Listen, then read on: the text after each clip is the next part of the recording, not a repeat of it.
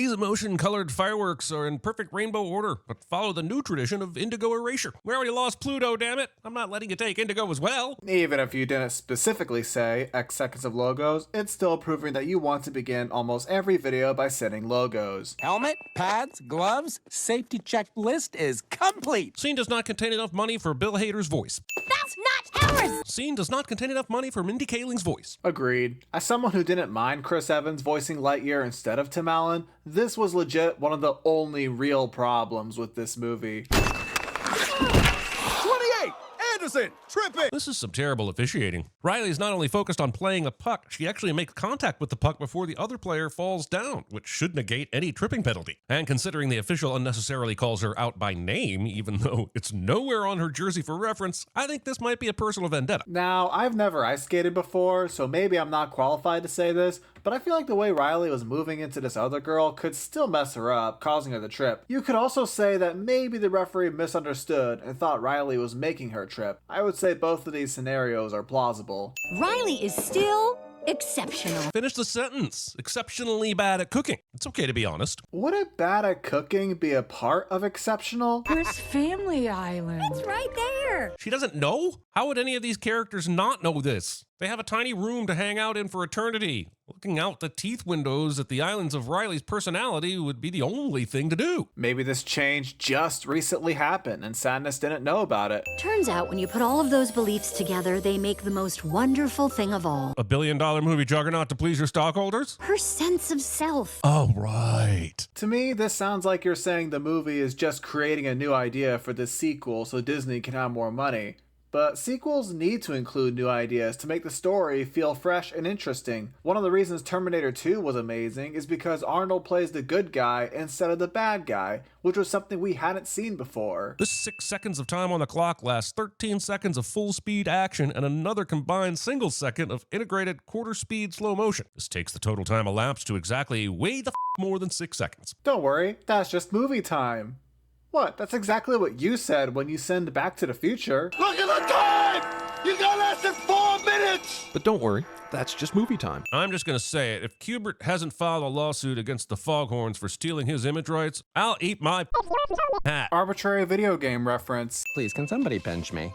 Finally, someone pinches like I do. See, entire 5th grade class of students that told me I was the one with emotional issues. Punching and pinching are one and the same. Disney said so. Okay, but that's about you and not the movie, so I'm going to be giving this my award. Wait, what just happened? Oh, hi, I send CinemaSins as well, so I thought I'd pop in. Okay, sure, but why are you here? And how? Well, I did submit 3 requests on your first Inside Out video, and you've done 1 so far, so that gave you the power to come into your sequel video. Oh. Okay, you're not gonna stay here, are you? No, but I have a few sins on this video that you missed. Okay, guess that's happening now. What do you say?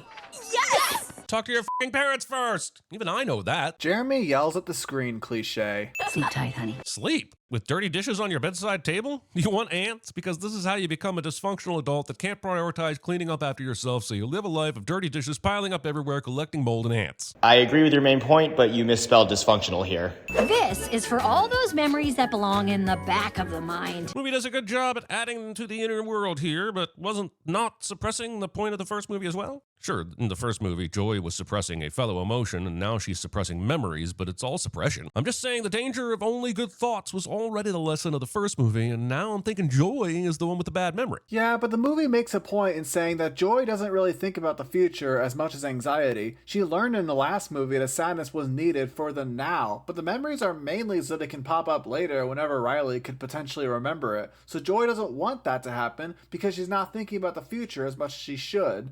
Plus, even though the idea is similar, that doesn't mean Joy would immediately put that together. It was really nice of Riley's consciousness to create a magical elevator, but how in the did anyone figure out how to access it? Look at the sequence she uses. That would take decades to code crack. It's possible that the mine workers put it there when they rebuilt the console at the end of the first movie, and then they told them how to activate it. Also, why do emotions need to sleep? Are they tuning out for the night? What does that say about dreaming? I feel things when I sleep, so who's in charge then? Well, Riley's clearly not dreaming now, as we can see when the emotions wake up to find a puberty button going off. I've slept with no dreams at night before. Being scared of the chainsaw that is chainsawing the couch you are seated on while remaining seated on the couch that is being chainsawed.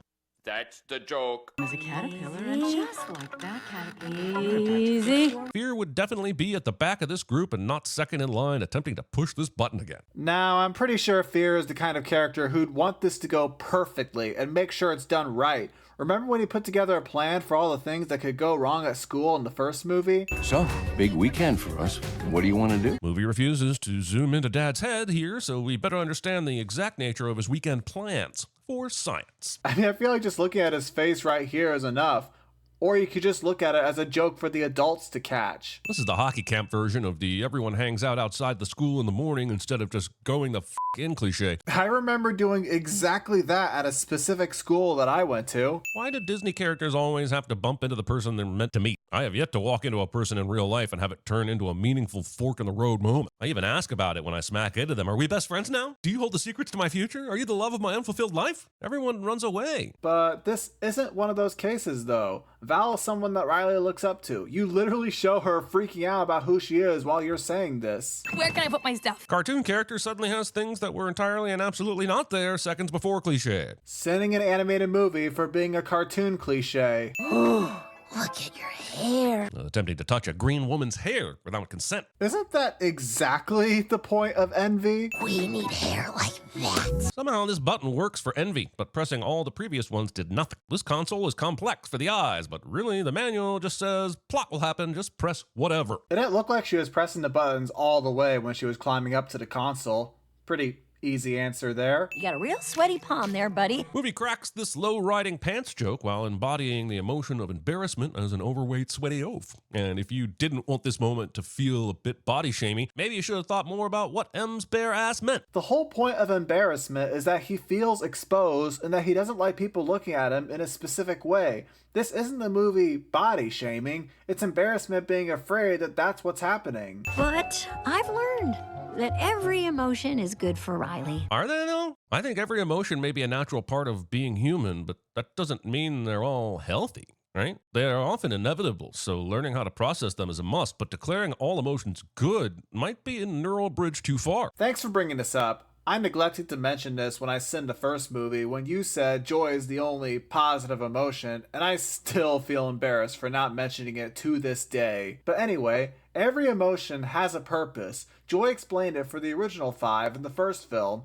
Fear and disgust protect Riley, anger makes sure things are fair, and sadness can empathize with others. Now, despite the fact that anxiety is the antagonist of this film, she's not necessarily bad either, since she can still help plan for the future. The problem this movie brings up is that sometimes that can go too far. Embarrassment can help to calm down a situation. Admittedly, I'm not sure about envy and ennui, but I'm sure there's something I can't think of right now. You're gonna love this.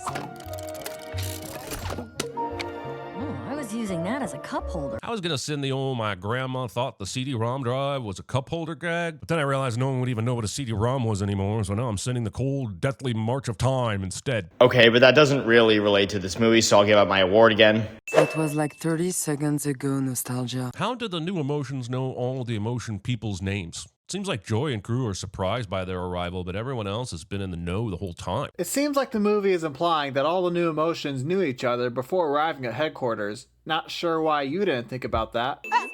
You're here to work, not goof around. Got that, Anderson? Love how the movie focuses the uncomfortableness on Riley and forgets that there were 2 other people participating in the 5 seconds of goofiness. Agreed, but you forgot the first E in uncomfortableness here. Also, all these players give Riley the stink eye as if this phone basket wasn't already something the coach was planning on doing. It's like the movie feels it needs us to feel Riley feeling self-conscious feelings. These are teenagers, dude. I'm pretty sure they just wanted someone to point the finger at that wasn't the teacher. Val wants us! But we promised Gray and Gray. Well, good thing the coach is letting you pick your own teams then, and you can bring them over with you and just balance it out. No? Going with an avoidable plot crisis so we can move things along instead? Fine. But the whole point is that Anxiety wants Riley to hang out with the Firehawk so she can be the cool kid, and Joy wants Riley to be with Bree and Grace because this could potentially be the last time they see each other. They don't see eye to eye right now. I don't know how Anxiety knew about Joy's secret tube launcher, but her understanding of basically everything sure does come in handy when it's time to do the coup. Also, what does it matter that the glowy part of Riley is launched to way in the back of the mind anyway? Won't it grow back? If Riley has the power of sacred personal choice, she should be able to reach inward and rediscover herself and pop out another pretty swirly thing. Just don't push too hard. Emotional hemorrhoids are bastards. It doesn't look like it works that way. And even if it does, Anxiety then plans to immediately put her own memories down there, which would reshape Riley's sense of self. It probably takes a little bit of time for it to grow too. Over my dead flaming body! Emotions can die in this franchise. That's terrifying. That absolutely does not confirm that. Anger was just exaggerating. Though I did get quite a few comments over the first movie that brought up that emotions can die in real life. So technically, this is realistic. I am truly sorry. I was so looking forward to working with you guys. Embarrassment's grabbing of these 5 without any instructions from Anxiety, combined with her knowledge of how the memory launcher thing works, suggests a level of premeditation to this exile that the movie never really reckons with textually or metaphorically. But that's literally the entire point of Anxiety, though. She plans ahead and tries to think of every single possible future, literally like Doctor Strange. It requires more sophisticated emotions than all of you. How dare you, Disney, implying that joy isn't complicated. Jeremy, she said sophisticated, not complicated. And no, those don't mean the same thing. And compared to Anxiety, joy is fairly simple, which was her point. We are suppressed emotions! You are also able to summon a flashlight at will, so that's neat, I guess. This is fear we're talking about. Remember the later scene where he has a parachute? Of course he'd have a flashlight on him at all times. Welcome! It's so good to have you here with us today.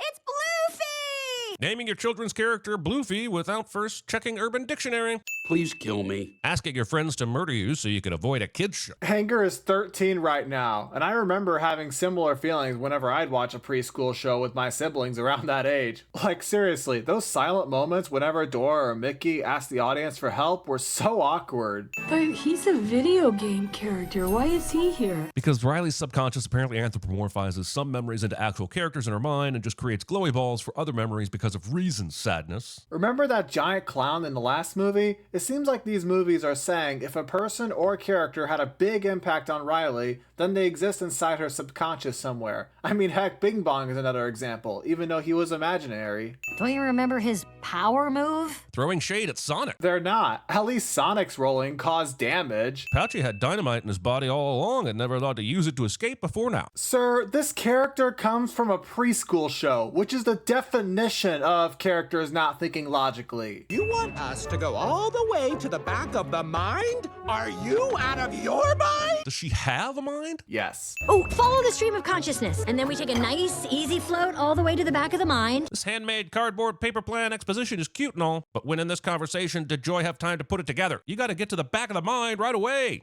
There's no time to pull a South Park right now. Or this is probably just a fun animated segment that was created specifically for the audience. That's like saying the characters can slow down time, creating a slow-mo shot. Deep dish. Oh, and it's still warm. You are never getting those grease stains out. Jeremy yells at the screen cliche. Someone has to be at the console to recall us. Anxiety would have thought about that. Right, but so did sadness. So why are we talking about anxiety except to create more anxiety for Joy and for us? You cut a lot of context from this scene. All the other emotions were constantly criticizing Joy for not creating a solid plan for how to get back to headquarters and pointing out that anxiety does do that. So this is just an extra insult to that running gag.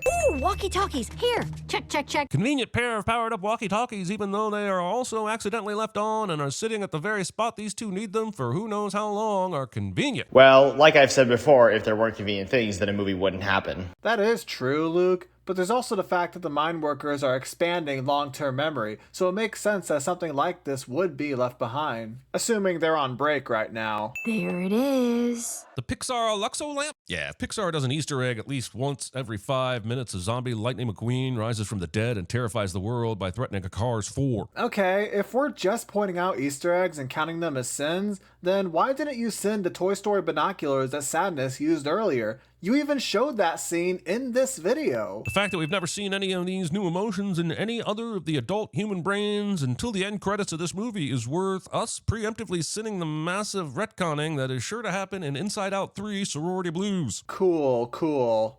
But why are you giving this movie a sin? Quick, recall everything we know about music. Wait, why is the first music memory that gets recalled colored orange? Anxiety just showed up a few days ago, and in the first movie, memories had to be influenced by the emotion in the moment. And as if to agree with me, the movie changes its mind once we get to the headquarters, and not a single memory globe is anything other than the original 5 color emotions. Well, from the shot of the music memory appearing behind Satis, it looks more like Joy's color and not Anxiety's. To add to that, it's even the same memory that includes the Triple Dent Gum commercial, which tells me that it has this special glow because it'll never fade. And in this shot, you can actually see Anxiety's memories right here, and the shade of orange is not the same as this memory. Wow, those guys are jerks. John Ratzenberger shows up for a line or two in a Pixar movie cliche. Sinning the first Pixar movie to have John Ratzenberger since Onward in 2020. Riley, what are you talking about? Remember when the movie wanted us to believe this was an exclusive party? That weird pronunciation of the word exclusive. Is that broccoli? Yes, it is, because apparently the stream of consciousness... This stream of consciousness?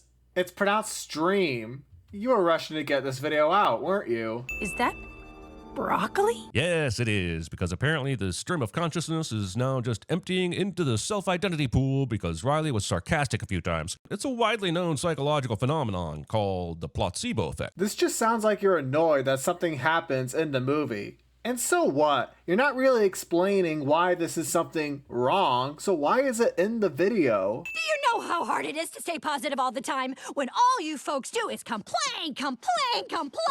Jiminy mother-loving toaster strudel! Wait, is Joy angry? Does this mean Joy has a control panel in her brain with a little Joy anger in there? I swear I'll get back all the sins if the next movie in the franchise is Inside Out 3, Christopher Nolan's Insideception. Well, she did cry at the end of the first movie, so this isn't the first instance of emotions feeling multiple emotions. I personally don't think they have emotions inside of their heads. They're just more like us in real life that don't have animated characters living inside us. Also not removing a sin for Jiminy Mother-loving toaster strudel. Riley doesn't need us as much as she needs them. How can Joy believe this when she and her crew were taken by force? Riley didn't have a choice. Well, when Joy made Riley goof off with Bree and Grace earlier, it got them in trouble with Coach Roberts. And since Anxiety was able to make Riley talk things over with Val, it led her to believe that Riley no longer needed the 5 original emotions. Actually, I'm not sure if Riley has choices or not anymore. Every character is making decisions for her, overriding things, but also she can do things herself. Who the f knows what's going on? But Joy is sad, so kids are sad, and Disney is happy because they are using emotions to manipulate emotions, thereby flexing their power over the children. That sounds like real life to me. Sometimes you can do things yourself, while other times you let your emotions get the better of you so you can do some potentially stupid things. Come on. Hero's mental breakdown immediately reverses everyone's hatred of them cliche. Again, that sounds like real life. When you truly share how you feel, other people who are listening can better understand what you're going through and help. How is this a movie cliche? Paul Walter Hauser apparently attended the Alan Tudyk School, getting paid to make funny noises in a Disney movie. Getting accepted into the program is hella tough, but once you're in, the classwork is cake. Well, this is the same studio that paid Vin Diesel millions of dollars just to say 3 words over and over again as a talking tree.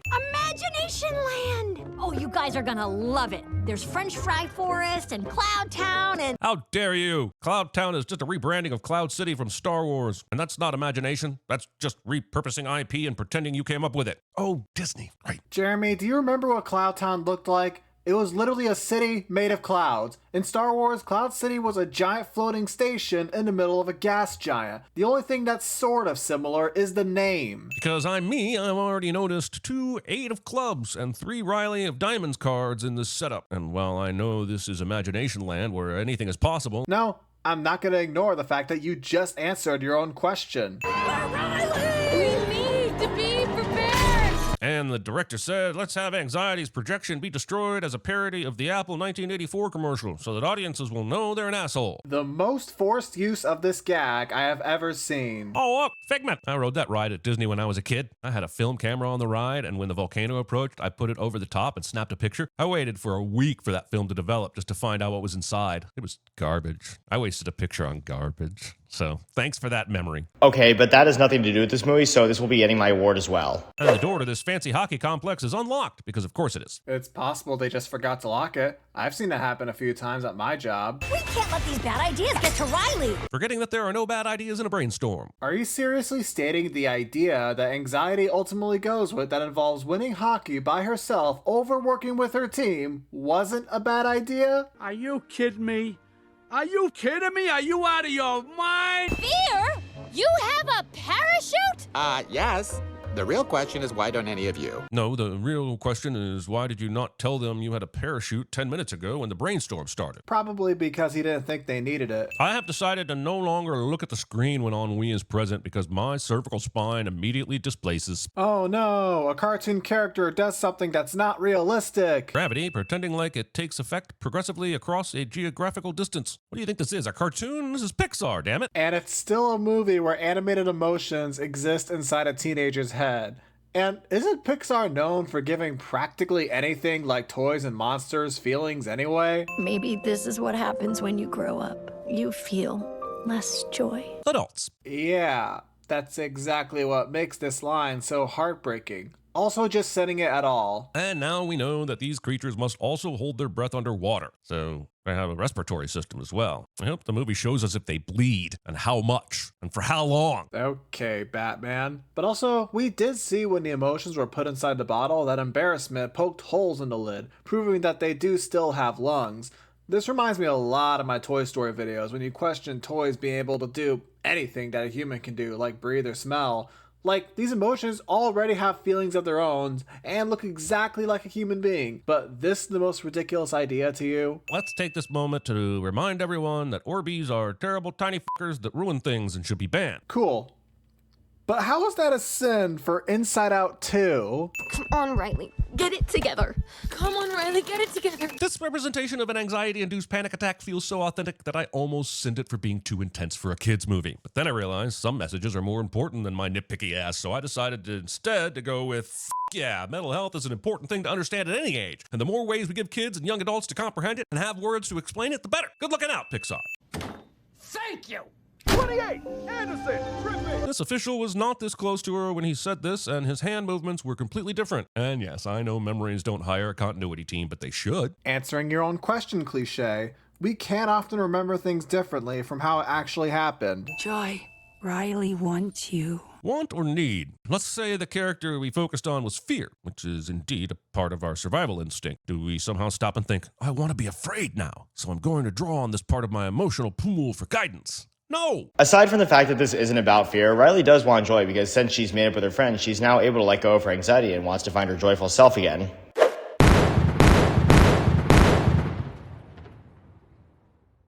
Okay, that was actually pretty fun. Yeah, it was. But that's alright. No more? Oh, heck no. I'll be back for the inevitable Turning Red video.